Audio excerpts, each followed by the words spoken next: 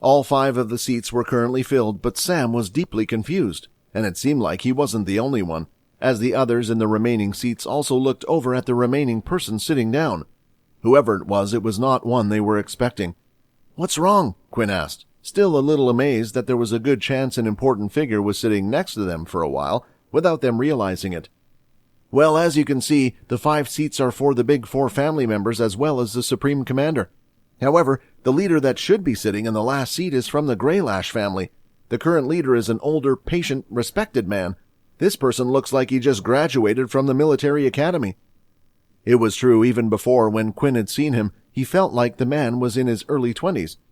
That's why the idea that he held a high position never crossed his mind. "Your information is a little outdated," Vorden said. "I heard that the old man was sick for a long amount of time. There were even rumors that he had already passed away, but for fear of not having a new master, they decided to hide this information from the outside. If my guess is right, they can no longer hide it. The person you're looking at is the new master." What Vorden had said was very plausible in Sam's mind. The question was, Sam, who prided himself in being exceptionally knowledgeable in current world politics, had heard the same rumors. But it seemed Vorden was equally familiar, if not a little more. This strange group of people started to interest him more, and perhaps Quinn wasn't the only person to look out for. Inside the special booth, the room was quiet, and the others continued to look in the direction of the young man. They were waiting for him to say something, but he continued to play with his long hair, twirling it around his finger with his right hand. The others remained patient, hoping he would say something, but one person's head was furiously starting to shake, as he hated to be ignored, and it looked like hot steam was blowing out from his large nostrils. "Rude, are you not going to say something?" Bernie shouted. "You can tell we are all waiting for you unless no one told you how to show respect." Oscar stood up in an attempt to try to defuse the situation.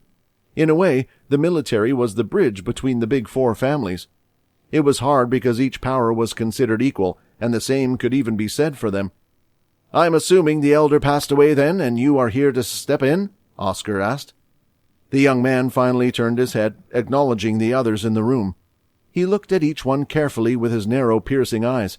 It wasn't an everyday look one would give when looking at someone, and the others felt this as well. It was as if he was analyzing every one of them there. The others, sensing this, felt a little threatened, as if they were about to be attacked at any moment. "And why would you assume I was only a step-in and not the actual new head?" he asked. The large man started to chuckle. "Huh! If the Grey Lashes were stupid enough to appoint such an arrogant young fool like you, then they must have fallen. In a few years the Grey Lashes might no longer be a part of the leaders' table." The calm look on the man changed ever so slightly after hearing those words. He was no longer playing with his hair, and instead pulled his fingers apart between his thumb and index finger. In between these 2 fingers a faint blue light could be seen, and if one was to look even closer, little sparks were starting to go off. "Those are fighting words. If you want to test my abilities as the new head, we can put on a special exhibition show for everyone to see right here, right now," the young man said. Bernie, in response, stomped his foot in anger. As it hit the ground floor, flames shot up from his feet. It looked like small wings had appeared before quickly vanishing away into clouds of smoke. "Oh, right at this instant!" The soldiers standing by watching were all frightened of what was to happen. Right now it looked as if 2 of the strongest people on Earth were about to do battle. If they were to try to stop them, they couldn't do a thing. It was also a big reminder to everyone, these people in the room were not friends. If it wasn't for the fact that each of these people had a common enemy, the Dalki, there would still be a civil war between all 5 of them. "Please," Oscar said, "today is an event for the future generation, for the kids to display their skills, not you 2. If you wish to fight, then do it after we get rid of the Dalki." Oscar then walked over to the young man. In all honesty, he too didn't like how the young man was acting. Usually he had a good read of people's strength, but it was nearly impossible to tell, which truly frightened him. "I'm sorry for assuming you were only a stand-in. It was my mistake to say so. I will be the first to welcome the new leader of the Grey Lash family. Please name," Oscar asked. "Owen Grey Lash, the new head of the family, the youngest and most powerful head to ever serve." When saying the last line, he looked past Oscar and directly at Bernie. "Well, he's a confident leader, I'll give him that," Mona said. "It's a good trait to have," Jack agreed. When everything calmed down a little, they sat adequately in their seats, and it was time for them to enjoy the event now. The speakers were turned on, and now all of the screens displayed what was happening in the center of the arena. Ladies and gentlemen, we hope you had a wonderful day so far. There were many spectacular events, but as usual, we have saved the best till last. The first round of the 3 main events will now begin, and to start it all off, we have the wonderful crafting event. The camera then went on to show the materials of what was on each separate section. As you can see, each participant has been given the same materials. The only thing that is missing is the beast crystal. Once the participants are ready, they must try to figure out with their eyes alone what the best use for the beast crystal would be. Then our wonderful judges will decide which equipment is best. Each of the participants started to appear from underneath the arena and was now entering the ground floor. The participants had a number displayed on their watches, indicating which platform they needed to head off to. "Hey, there's Logan," Quinn said, still looking over the edge. "Number 33. "Oh, you have a friend in this event then. I guess I'll keep an eye on him." Sam tried to squint over the edge where Quinn was looking, but they were too far up to be able to see anything. It just looked like a bunch of ants were down below. Without looking at the screen, there was no way he would be able to see what number any of the participants were wearing. "You have some good eyesight," Sam said. "Oh, thanks," Quinn replied nervously, to which Vorden gently stepped on his foot. It was a reminder to be careful, since they were no longer alone. That's when he realized Fex still hadn't arrived, and decided to send another message just in case. "Now let the tournament begin," the announcer said. Immediately, the students started to work away. The first step was to inspect the crystal. Crystals were quite versatile and could create several different weapons and armor, but certain patterns and shapes seen within the crystal could help decide what one would be best to be turned into. An example, a crystal from a turtle-like beast, would usually best be used to make defensive equipment, perhaps even a shield. It could be turned into a weapon but wouldn't be very useful. If one didn't know what beast it had come from, they would only be able to tell by inspecting the crystal. Once this step was complete, the crystal would need to be melted down to an appropriate temperature, depending on what was to be made. The next step after was deciding on the mold and finally mixing the melted beast core with the required metals. Cheap or expensive metals could be used, but would affect the quality of the result. The rest was down to the forger. Depending on the forger's levels, the quality and strength of the weapon or armor would be decided. Most of the students had already finished inspecting the crystal and had moved on to the melting process.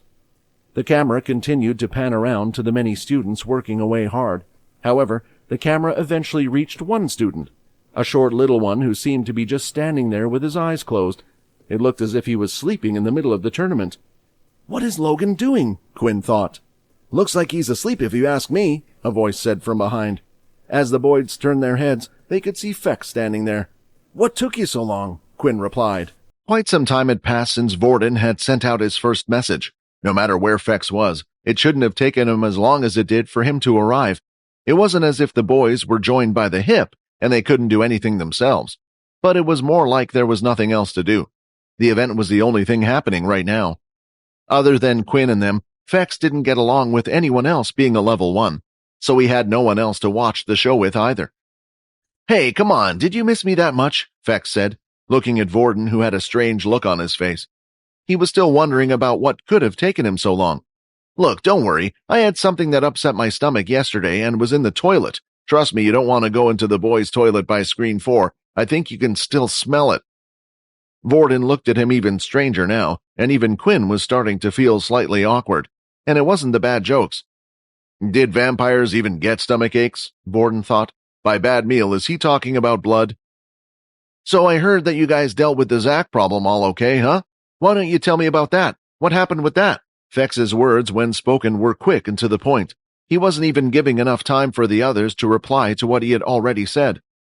Fex was acting strange. He usually joked a lot and often, but it felt as if he was trying to force himself this time. Quinn noticed this and a few other strange things straight away. As soon as Fex arrived, he was sweating.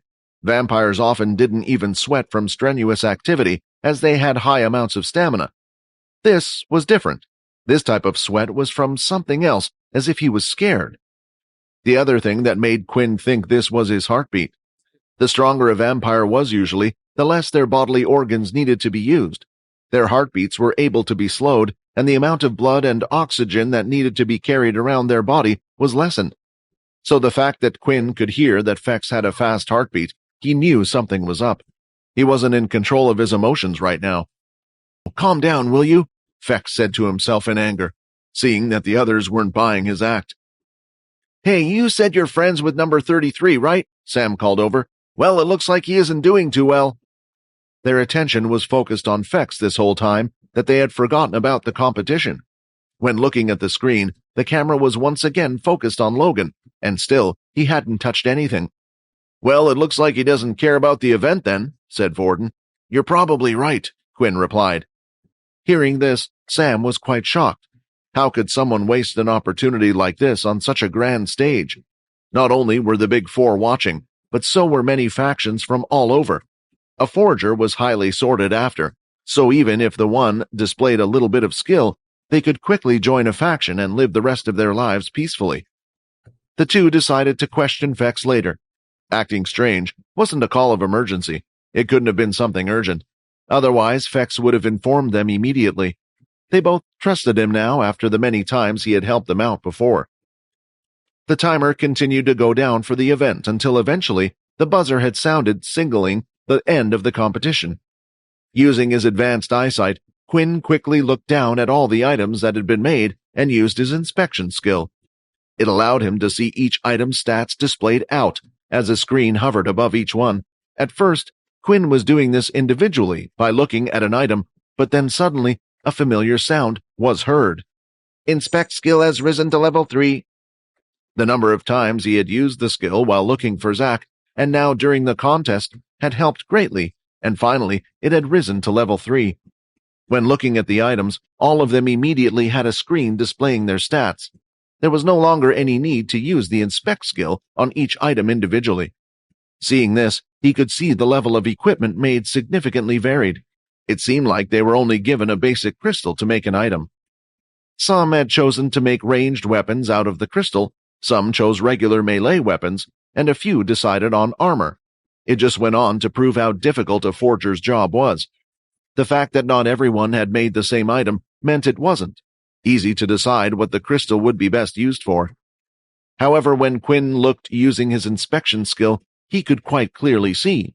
The ranged weapons and armor had an extra description, saying whatever stat the current weapon was at would be halved. Some of the poorer made equipment only allowed an increase of 1 strength. With the 50% stat decrease, it practically meant the weapon was only a little better than using one's fist. The melee weapon was the right choice, giving the user an extra 2 strengths when being used. The perfect melee weapon that could be made from the item was a long sword. Whoever had made a long sword out of the items would give an additional 3 strengths. There were very few long swords that had been made with the crystal. Then finally there was a difference in the quality and skill of the forger. The ones that had made a longsword, each one of them looked quite different from another. Some just had a basic +3 in strength, and there was one with a +4. But in Quinn's eyes, there was a clear winner out of them all. One of the students managed to make a sword with a +3 to the strength stat, but also it had an added weapon skill. The judges have made their decisions. First of all, students who made armor or ranged weapons, you have been knocked out of the competition. After this was said, about half of the contestants had left the stage, while the rest had passed. The weapons were then further inspected by the judges, but nothing was said as they had all passed anyway. Before the next event was to start, organizers interviewed 2 students. The first student was the one that had created the longsword with the added weapon skill. The audience members were a little confused about why he was chosen to be interviewed, as they weren't informed about who had made the best weapon, but Quinn knew why.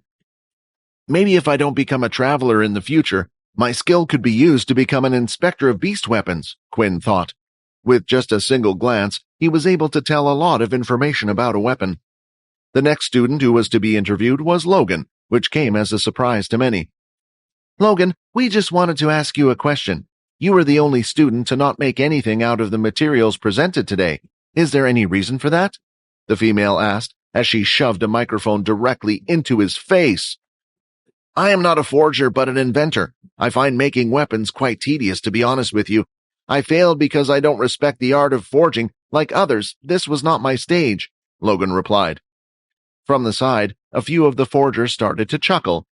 Yeah, right. What a good excuse. More like he doesn't know how to forge a weapon. He would just have been embarrassed with whatever he had made. The student had said this quite loudly on purpose, trying to embarrass Logan. Logan then grabbed the mic closer to himself and faced the student.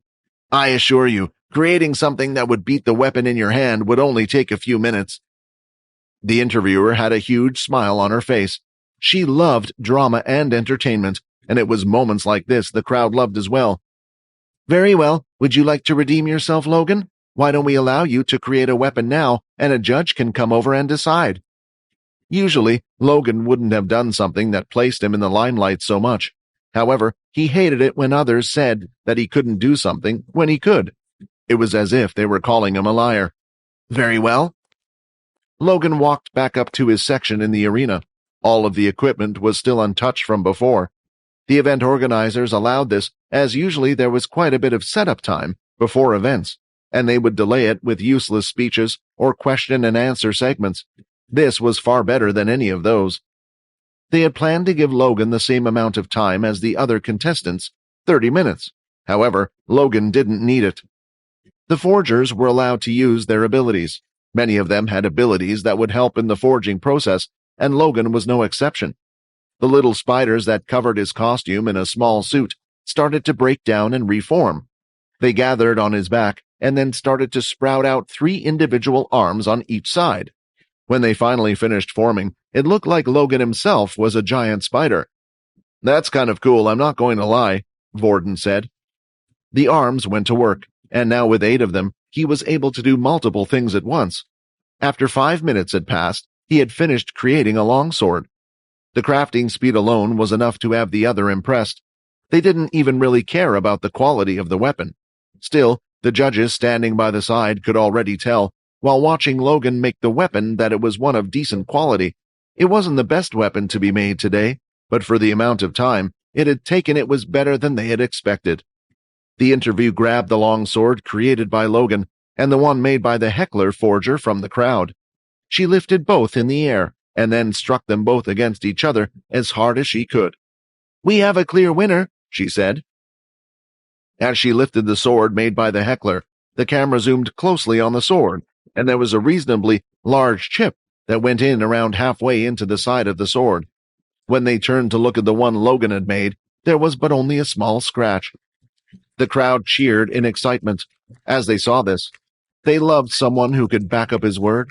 They were far too used to braggers who could never achieve what they said, and it seems like Logan was not one of them. Your friend is a strange one, Sam said. If he could do that all along, then why didn't he?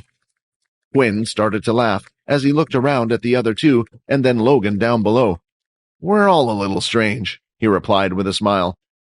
As the crafting event had ended and the judges were discussing what to do with Logan, they had wished for him to continue in the contest, hoping to see his skills once more. However, rules were rules, and they were not able to make an exception. Logan was disqualified and could now return to the others above.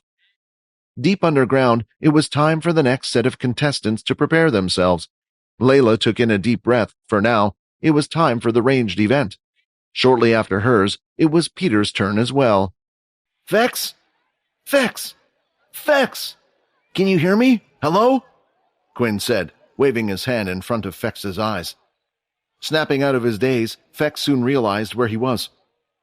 Oh, sorry, I was just thinking about how amazing Logan was, he replied. Quinn had called out Fex's name several times, and the others had even left the area where they were watching the main event from. They soon realized that Fex's eyes were still glued to the arena floor. They were about to grab some snacks, yet for some reason, he hadn't followed. Hey, seriously, if something's on your mind, you can tell us. You know that, right? Quinn said. I still remember what you said when we were underground on that planet. We're now blood brothers, right? Hearing this from Quinn was meant to cheer him up, but instead, it seemed like it had only made him sadder. Before Fex had arrived and joined the others, he had a very uncomfortable confrontation with the last person he wanted to see. It was his sister, Silver. He knew that his family would send someone after him, perhaps even multiple people, but he had never expected them to send over Silver. His sister was known for upholding the vampire laws no matter what. She was strict and always completed the tasks given to her. The complete opposite of Fex. If it was anyone else, Fex felt like he could have probably convinced them to let him stay, or even run away. But not from Silver. She was far too powerful and would have never let him stay. On the platform where the two had seen each other, she slowly walked towards him, and he was frozen in place. Suddenly, thoughts of the others he had met during his time came into his mind, especially Quinn. If he was going to leave, he wanted the chance to at least say goodbye. When she finally reached where Fex was, she handed him the small silver flask. "This is yours, right?" Silver said. "I found it with a bald teacher. The person seemed quite strong. I thought you might have been dead." Fex looked at the flask, and knowing that the other one he had was still with Quinn, he knew this had to be his. "Oh, it is mine. I thought I'd lost it." "You fool," Silver snapped. "You know how important items like this are. If the family were to find out, then who knows what they would do to you. You've already broken so many rules. Don't go around breaking more and making your punishment worse." Fex didn't know what to say. It was hard to argue back, and he just stood there looking defeated. When Silver saw the sad look in his eyes, she felt a slight pain in her chest. It was true. Silver did care for the vampire rules above everything else. She always completed her mission and was strict with everyone around her. However, Fex didn't realize that she had a soft spot for one person in particular, and that was her little brother. "I'm here to take you back," she said. He looked up at her, now with even more sadness in his eyes. He had spent only a couple of months on Earth, his dream place, and had only spent it at a school. It was the first time he felt like he was doing something different, playing games and joking around with the others. "I know, let's just go," he said. Plodding his feet along as if they weighed 100 pounds, he walked slowly towards her. "I still have some unfinished business here, and I can't just take you and leave in the middle of my duty as a teacher. If I was to leave now without telling them that I am resigning, they would find it suspicious. I shall inform them after the event is over. You may stay until then. Also, during that time, you must clear the memory of those you have gotten close to. We shall alter your files and deal with your disappearance on our end," she explained. The expression started to change on Fex's face once again. He still had a few more days with the others, and now he at least had the chance to say goodbye. "However, we shall meet daily. You will update me on what you are doing and where you are. I can't have you going off and disappearing again," she said. With everything said that she needed to, she started to walk off. "Thank you, big sis," Fex shouted. "You're the best." Although many couldn't see it, it would have been a rare sight for many. A slight smile appeared on her face. Even though Fex could stay for a few days, he now had a lot on his mind. When he thought about it, maybe he was selfish, wanting to say goodbye. The quicker he would leave with his sister, the less chance she had of finding out about Quinn. This was now a big worry on his mind. No matter what, he didn't want his sister to find out about him. Fex still didn't know the truth behind Quinn, but decided to leave it for now. If she were to find out, she would quite possibly insist that Quinn head back with the two of them. Then if they were to find out he had made Peter an illegal, unregistered vampire, it would be hard to stop any punishment he might receive. When Fex had returned to his friends, all these thoughts were filled in his mind. There was also a good chance that now that Silver knew about him, she would be closely watching him, so he didn't run away. Should I warn Quinn about my sister, or will it only make matters worse? As long as his sister didn't find out about Quinn, there was no need to worry about them. However, there was one thing he couldn't stop, and that was Peter taking part in the tournament. The second he started to fight, or she got close to him, she would be able to smell him. No matter what, she would find out about him, and Fex needed a plan. There was one chance he had, and that was when he would meet up with his sister every day. The four boys had finished getting their snacks and drinks, and were just waiting for the next main event to start. This time, rather than watching the match from over the edge, they had decided to find some seats near the big screen. When looking around, they managed to spot someone who had a small crowd around them. "Look, please, I just want to enjoy watching the next events. If you have anything else to ask, please just send me a message later." As Logan spoke these words, he quickly handed over a contact card that contained his email and contact details. He was never really good at interacting with people, and the attention he was getting wasn't enjoyable at all. After a few adverse reactions, people started to understand and break away from him. "You can finally join us then?" Vorden said. The boys introduced Logan to Sam before deciding to have a sit-down together. They quickly discussed the video, and Logan confirmed to Vorden that even if they unblurred the video, it was hard to tell the one in the video was Quinn. With this whole matter settled, it felt like a weight had been lifted from their shoulders. All apart from facts, of course. "So, how do you think Layla will do? Did she look okay?" Quinn asked, concerned for his teammate. "She seemed to be distracted with something else," Logan replied. "When I informed her about your video, her mind was, let's say, busy. To be honest, I'm pretty sure she doesn't care for this tournament like us." Logan couldn't explain why due to Sam being there with them, but the boys knew what he meant. Due to her already being a member of Pure, there was no need for her to try hard. The event was about to start, and the screen displayed the field where it would take part. Compared to before, it looked like the arena was completely transformed. On the screen now, there was what looked like a little makeshift town. The town looked to be partly destroyed and looked more like ruins, but several areas would allow students to use them as vantage points.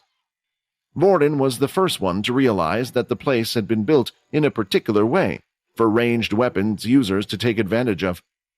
"I wonder how they managed to make something so fast," Quinn asked. "Oh, that's simple," Logan replied. "They just had a few Earth users come on stage and make it real quick. I saw them getting ready as I was heading out." The participants of the event entered the stage once more. All the ranged users entered with their beast weapons by their side, while also wearing a strange red chest piece that seemed to cover their entire upper body. Looking at all the participants closely, it was noticed that not a single one of them wore any beast armor or boots. The only different thing was the weapons themselves. It seemed like each participant was also given different types of material to be used. Like, bow users were given all the same arrows, and the same for other weapons as well. The ranged ammunition given to participants was designed to explode on impact and produce a paint-like splatter. "Ladies and gentlemen, all the participants are now ready for the ranged event, so I will quickly explain the rules. Each person has been given a set amount of ammunition to be used for their ranged weapons. There is a safety period of 1 minute, where participants will not be allowed to attack each other and must enter the small makeshift town. If a participant does not follow this rule and chooses to attack, they will be disqualified. The aim is to hit others while not being hit yourselves. If any bit of paint touches the red marking on the participant's chest, a sound will indicate, showing they have been eliminated from the round. Those students must quickly exit the field, and the red chest piece will turn black, showing they are no longer active. After the first 40 students have been eliminated, the round will end. Scattered around and inside the building are several ammunition spots where the players may refill. Now that the rules have been fully explained, let's get this show on the road." The students were randomly split into 4 groups for this event. Each of them was to enter the small makeshift town from the north, south, east, and west entrances. The layout of the town was like a plus sign. There were several buildings and small alleyways, but larger pathways crossed each other in the center. Layla was at the north entrance, and by luck, it seemed like there were a few others that she recognized with her as well. The annoying blonde-haired girl along with the brother and sister pair. Just my luck to be put in the same group with them. She took in several deep breaths for some reason. The nerves were getting to her. Usually she was quite good at calming herself down in these types of situations. Her mother would always tell her that one would only get nervous if they cared about what they were about to do. "Does that mean I care about this lame event?"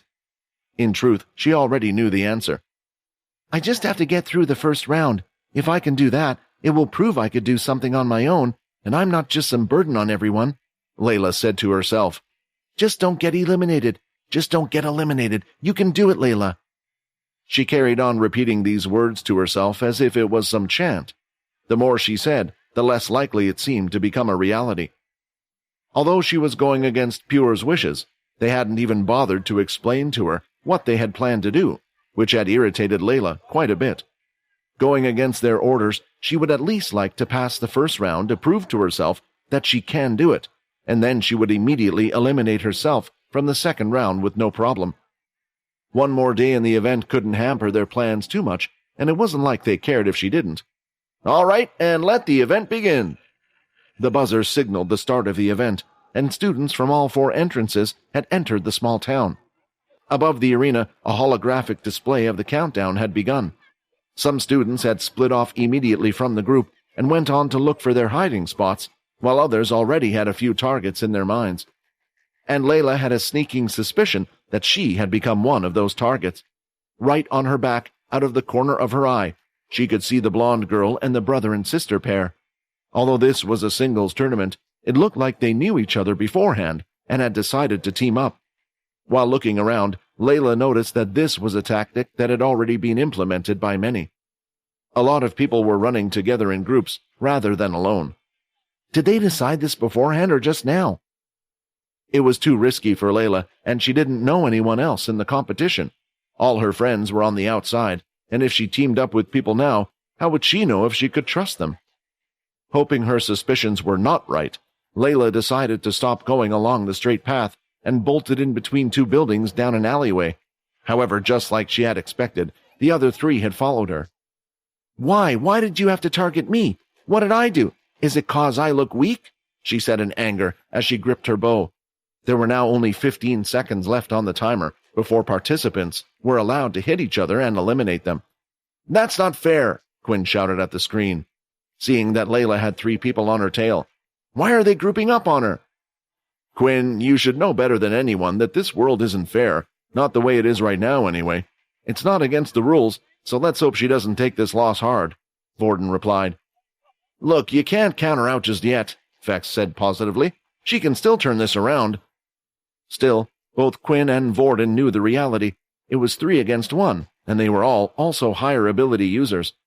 The only chance she had was to try to run into another group of people and hope the 2 of them fought it out, allowing one group to eliminate the other. But Layla wasn't even thinking about this tactic. She never thought of trying to use another group to get rid of the one on her trail. She was too focused on trying to figure out how to get rid of them all by herself. If she didn't, she would have felt even more useless. She finally decided to enter a small building and headed straight for the stairs. At least this way, she could face them down the stairway one by one, as it was quite narrow. When she reached the top, she turned around the corner and waited. Beep! The sound of the buzzer had gone off, indicating once again that the students were now allowed to attack. Come on, I need to survive the first round at least, and even if I don't, I'm taking one of you with me. She gently peeked around the corner, but there was no sound, not even footsteps could be heard or shuffling of any kind. Have they given up? She thought. Just to make sure, she fired an arrow and twisted it around the corner with her ability, hoping to hit anyone on the other end of the staircase. Ding! A little bell sound was heard, indicating that a player had been hit. A broad smile appeared on her face. When attempting to move, she looked down at herself and noticed that her red chest piece had turned black. She was the one who had been hit. Hello? A high-pitched voice from the right side said, sounding a little distant. When she looked outside, it seemed like the voice was coming from a glassless window on the other side of the room. She was on the second floor, and if one were to climb up from the side, they would have either made plenty of noise or exposed themselves to the many other students. Yet she had heard nothing. Popping her head outside of the window, she could see the blonde girl being lifted by her other colleagues, with wings on their back. They were flapping back and forth, allowing them to pick up the girl to reach the window. As much as she wanted to shout out in anger at the girl, she couldn't. Layla had lost fair, and she hadn't even put up much of a fight. I'm sorry, Sam said, seeing that one of their friends had been eliminated. Not only that, but she was the very first student to be eliminated as well. Come on, Quinn said. There's no need to watch this anymore. Let's head back to the hotel, and we can try to cheer her up. He had hoped that Layla truly didn't care about the event. However, he felt like even if one didn't care, it would still be pretty embarrassing to be the first one to be eliminated. In the past, she had helped him many times before, and without her, Quinn wouldn't know what his current situation would be like. He wanted to be there for her right now. Being eliminated from the event, Layla left the field and was allowed to head back to her hotel rather than the underground slot. She had made sure to sign out and return the equipment given to her, and proceeded to write her name down on a digital tablet. When she grabbed the pen, she was able to see that she was the first one to have written down her name, confirming she had returned the equipment. Quickly, a digital signature was placed and she walked off heavy-footed. She took the elevator that went directly to the top of the arena. It was a little walk from where she was, since the underground facility looped around and had several places along the way. The elevator from the arena floor allowed one to go straight into the hotel lobby, as they expected some students to want to rest straight away or cool down before doing anything else. The ride up the elevator felt like it was taking forever to reach the top. When she had lost, she didn't know what emotion to feel. She had tried so hard, and the only thing she wanted to do was get past the first round. When finding out she was the first participant to be eliminated, it hit her even harder. "I am useless," she said, as tears started to roll down her cheeks. "Everyone was right. Vorden, Pure, my mother, that girl. They all told me several times that there was no reason for me to be here. Aaron, where are you?" she cried, as the elevator made a ding, indicating it had reached the top floor. She made sure to quickly wipe her tears away with her sleeve, for fear that there might be someone in the hotel lobby that would have spotted her. When the elevator doors opened, Layla took a step forward and was surprised to see a single student standing in the hotel lobby, not too far away from the elevator entrance. The purple hair covering her single eye, and her face could be seen when she turned around. "Sia?" Layla called out. "I've been waiting for you, Agent 100, Sia replied. When her eyes met with Sia's for a brief second, Layla was quite pleased to see someone was waiting for her. When Aaron had disappeared and left them, it felt like she had no one to lean on, no one to confide in. Aaron had been the strong figure that Layla wished she could be, and yet it was something she would never be able to achieve. However, when she disappeared, Layla was a little lost. She had Quinn, but after finding out she was with Pure, their bond was a little broken. There was also the fact that Vorden would constantly get in between the two, and kept trying to fraction that relationship. In the middle of all these events that surrounded her, there was a little ray of hope, and that was Sia. After the last portal expedition, she had seen a scared little side to Sia during that time. She seemed afraid of Quinn and the others, and was confiding in her due to that. Layla, when seeing this, was seeing a version of herself when she looked at Aaron. In a way, it made her believe she needed to become a stronger figure to know that someone was relying on her instead of the other way round. This time, she would be a pillar of support for Sia. That was until the words spoken out of her mouth were like 1,000 knives had been stabbed right in her back. There was a straight look on the young woman's face. Her tone was serious. "I've been waiting for you, Agent 100, Sia greeted. There was now not a doubt in her mind that there were only two groups of people that knew her identity, Pure and Quinn's group. However, what Quinn's group didn't know was her agent number, and her ranking had recently just dropped as well. The fact that Sia knew this confirmed that she was part of Pure herself. "I know you might be shocked, but it was all because of Agent 5, Sia explained. Agent 5. This meant Sia being close to her was all of her mother's doing. Suddenly a realization was coming into her head. From the very beginning, since she had entered the academy, Sia had been her roommate. They had specifically told Layla that she was the only agent that was sent to military base 2. Was everything a lie? Now she didn't know what to believe. Was her new friendship with Sia fake? Was her acting scared an act? What was worse was how much did she already know, and how much were they reporting back to Pure? Her mother hadn't trusted her to even complete a mission like this, so they had to send backup to look after her. When there was a bond of trust, it went both ways, but her whole life it had always been one-sided. She trusted her mother with Pure's true intentions, even though she had so many questions. She trusted her mother when going through the hellish training that she felt was torture. She trusted her mother when she had told her life would be better in the future. Yet, she didn't trust Layla. After everything that had happened so far, something had snapped inside of Layla. Layla walked right past Sia, ignoring her. "Wait, what are you doing, Agent 100? Sia asked, a little shocked by Layla's actions. "Don't call me that! I'm not a number!" she shouted back. "I have a name, and I have a pretty good one." At that moment, the automatic doors to the hotel lobby opened and walked in Quinn and the other boys. They could immediately see her bloodshot red eyes, but had mistaken them for sadness instead of anger. "Are you okay, Layla? What's wrong?" Quinn said as he rushed over, placing his hand on her forehead, checking if she was all okay. "Idiot! Why didn't you come sooner?" she said. "And your hands are cold." At this moment, The full waterworks had come out, as tears of waterfall started to fall, and her head was now lying deep in Quinn's chest. "Hug her, dude," Fex whispered in her ear, while the other two boys pretend to look away and whistle. Not knowing what to do in this type of situation, he listened to Fex's advice and gave a firm hug to Layla as he tried to calm her down. "Quinn," she cried, "I don't want to be useless anymore. I don't." "Layla, when have I ever said you were useless?" Quinn replied. At this point, Vorden had decided to step away, knowing full well he had said that a few times. "You have done nothing but help me from day one," he replied. Seeing the scene, Sia didn't know what to do. She had still not even finished explaining the details of the upcoming plan. Agent 5 had assigned her the task to look over Agent 100. No matter what was to happen, this was her only mission. But right now, she couldn't interrupt this scene. "Layla," she tried calling out. "Go away! Go away!" she screamed. At this point, the others noticed that Sia was standing behind her, and seeing this strange reaction, Vorden started to wonder. He found it strange that Layla had broken down like this over the event. Sure, she would be upset, but was it such a big deal? "Hey, she doesn't like you being here, so just scram," Vorden said. "I can do what the hell I want," Sia snapped back. "You're not my boss, and you're not a teacher," she said as she continued to walk forward. "Just remember, I know about your secret, and yours," she said as she pointed at both Fex and Quinn.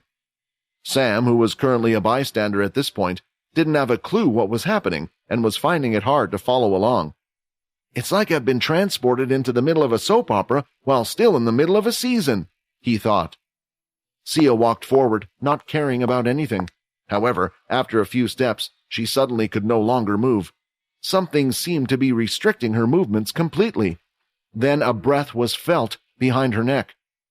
"I would like to see you try to tell anyone about that," Vorden said in a sinister voice.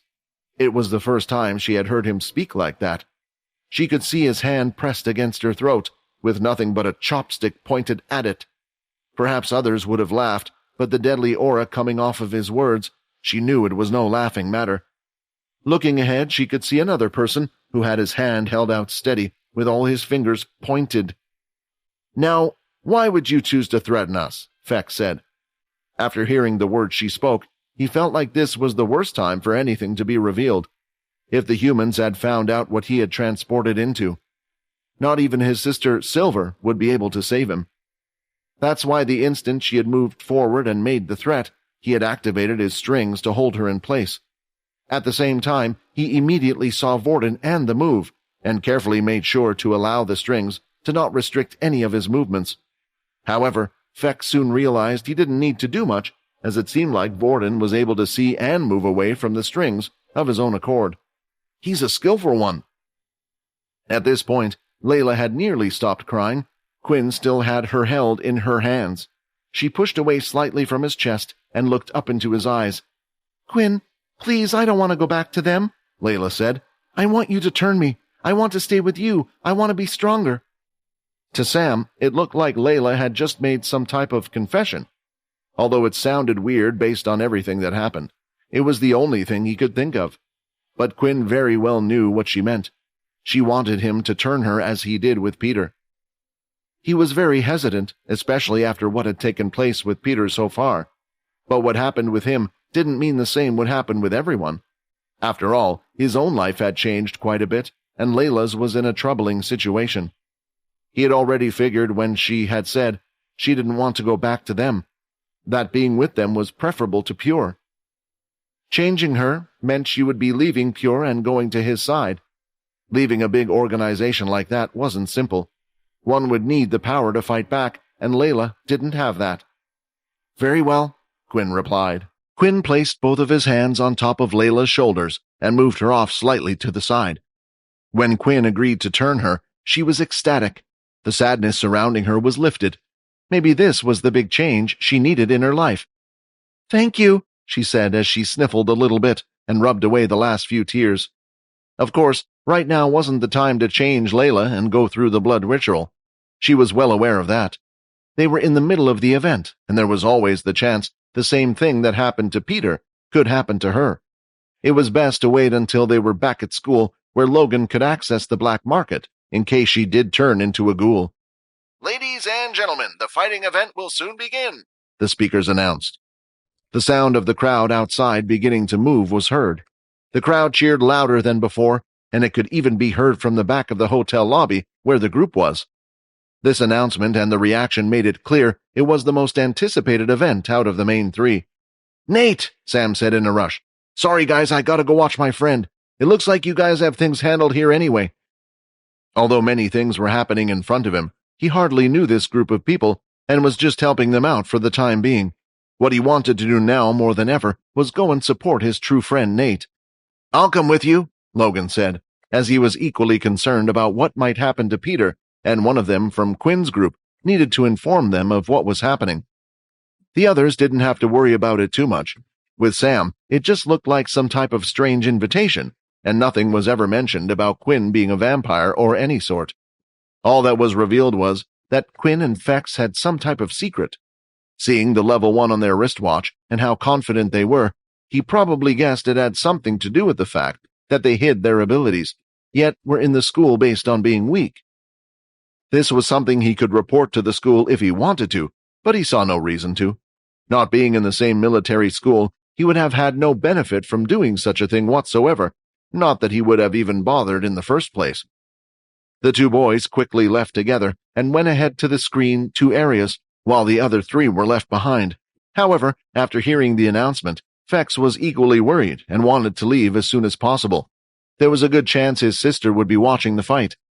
Depending on how close she was to the arena, she would smell out Peter, or there was even the chance of Peter revealing some of his powers, giving him away.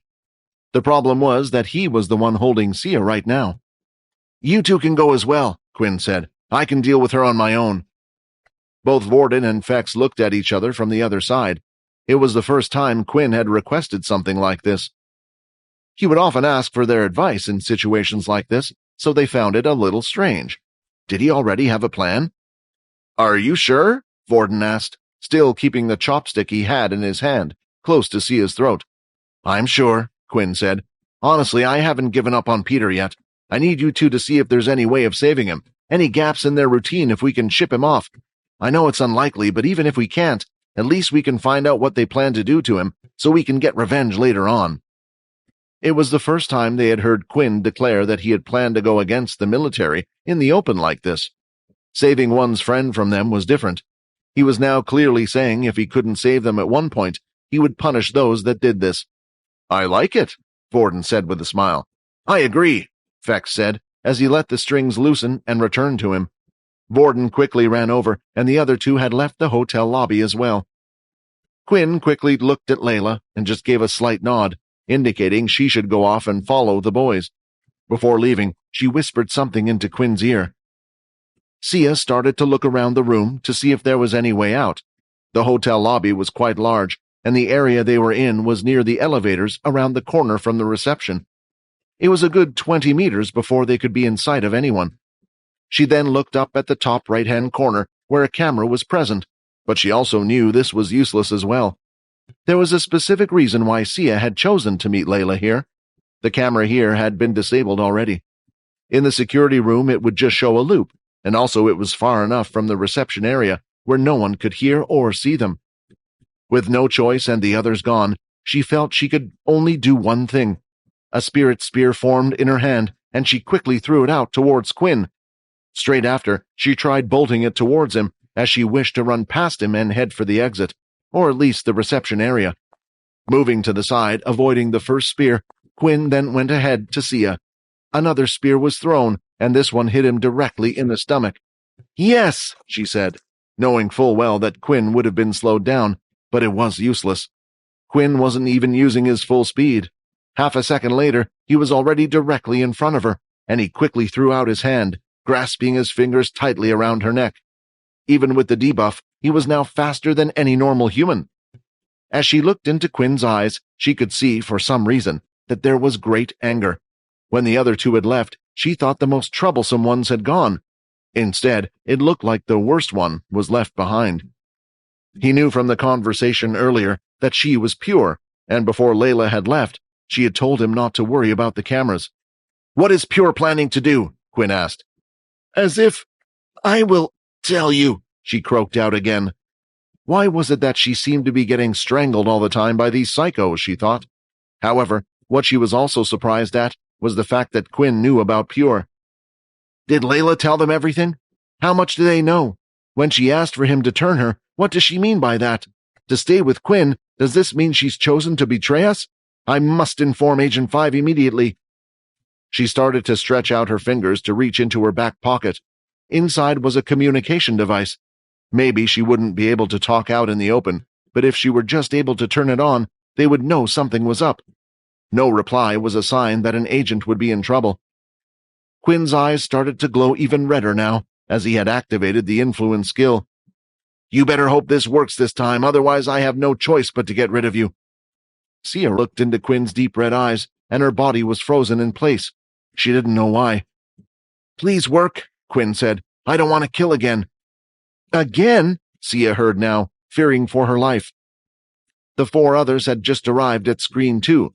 They went ahead and sat down in the seats, ready to watch the fighting event. It seemed like there was quite a bit of preparation work to be done, so thankfully, the fights hadn't started yet, and they were busy explaining the rules to the audience. When looking out on the field, 10 slightly raised circular cylinders went up from the floor to as high as the first row of audience members. Keeping their eyes level, they were watching from their seats. This allowed for nearly the perfect view for those sitting there. The flat-topped surface of the cylinder would be the fighting platform for the participants. There were a few ways to lose in the fighting tournament. Your opponent would be knocked off the cylinder platform. One was to be knocked out, or the referee, who would also be on the cylinder with them, would declare one of the students a winner. When looking out on all the cylinders, Fex could see his dear sister on one of the platforms. Of course she had to be a referee, he said. Hi, Quinn here. Wondering what happens next? If you want to jump the queue and unleash all episodes, click on the link here and install the Pocket FM app.